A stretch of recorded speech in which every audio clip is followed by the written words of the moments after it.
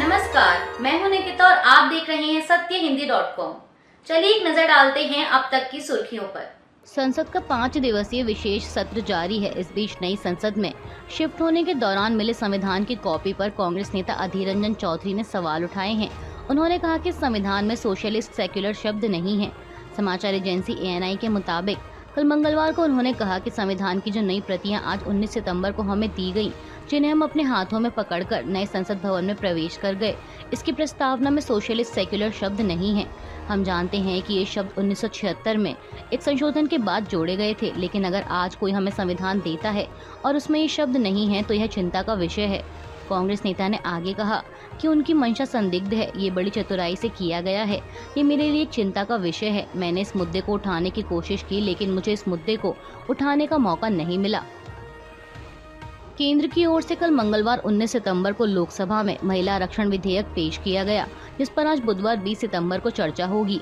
विधि एवं न्याय मंत्री अर्जुन राम मेघवाल ने इस बिल को पेश करते हुए कहा कि यह महिला सशक्तिकरण से संबंधित विधेयक है। इसके कानून बन जाने के बाद 543 सदस्यों वाली लोकसभा में महिला सदस्यों की संख्या मौजूदा 82 से बढ़कर 181 हो जाएगी। उन्होंने कहा कि इसके पारित होने के बाद विधानसभाओं में भी महिलाओं के लिए 33% सीट आरक्षित हो जाएंगी। वहीं इस बिल के सदन में पेश किए जाने के साथ ही इस पर बहस भी शुरू हो गई है। दरअसल जहां एक तरफ प्रधानमंत्री मोदी ने इस बिल के सर्वसम्मति से पास होने की उम्मीद जताई है, तो वहीं विपक्ष ने इस बिल को लेकर कई सवाल खड़े किए हैं। कांग्रेस अध्यक्ष मल्लिकार्जुन खड़गे ने कहा कि हमने महिला आरक्षण विधेयक का हमेशा से समर्थन किया है। साल 2010 में राज्यसभा में कांग्रेस UPA सरकार ने महिला आरक्षण बिल पास करवाया था। मोदी सरकार के लाए गए विधेयक को गौर से देखने की जरूरत है।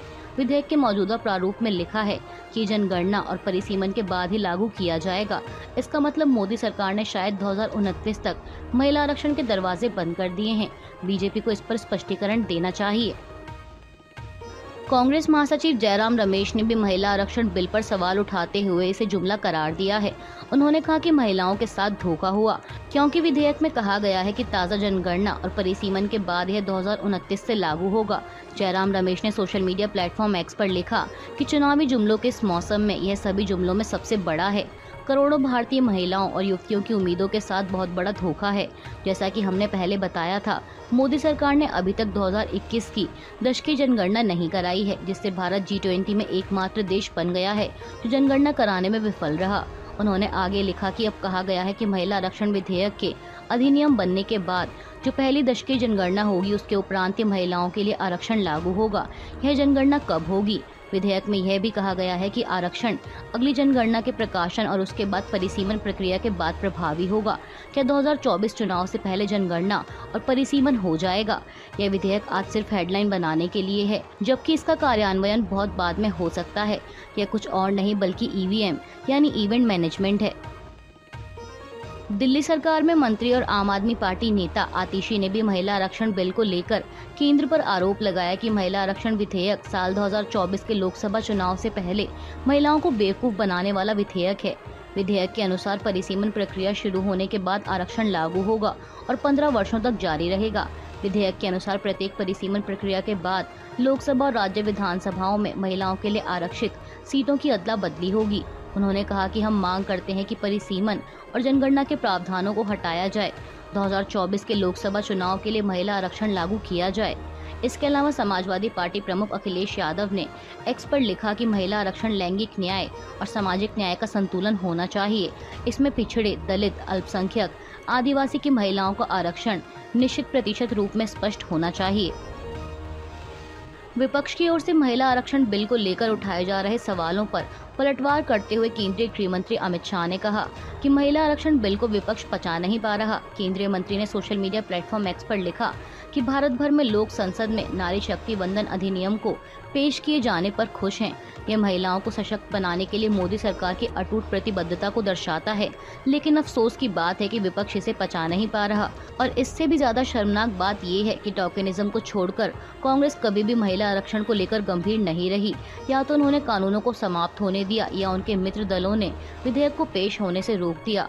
उनका दोहरा चरित्र कभी नहीं छुपेगा, चाहे वे श्रेय लेने के लिए कितने ही स्टंट क्यों न कर लें। महिला आरक्षण बिल पर आज बुधवार को लोकसभा में चर्चा होगी और कांग्रेस की पूर्व अध्यक्ष सोनिया गांधी इस बहस के लिए अपनी पार्टी का नेतृत्व करेंगी। बता दें कि इस महिला आरक्षण बिल में लोकसभा और राज्य विधानसभाओं में महिलाओं के लिए 33% आरक्षण प्रदान करने का प्रावधान है।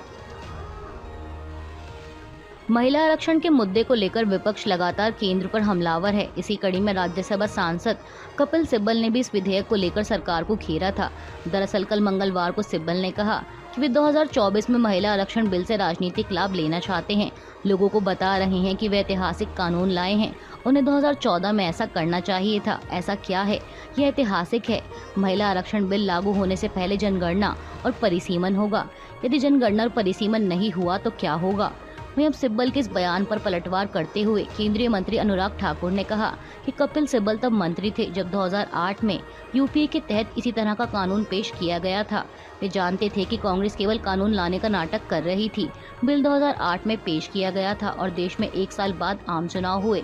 हालांकि इसे पारित करने की बजाय मसौदा कानून को स्थायी समिति को भेज दिया गया। उनका तब महिलाओं को आरक्षण देने का इरादा नहीं था और न ही वे अब ऐसा चाहते हैं।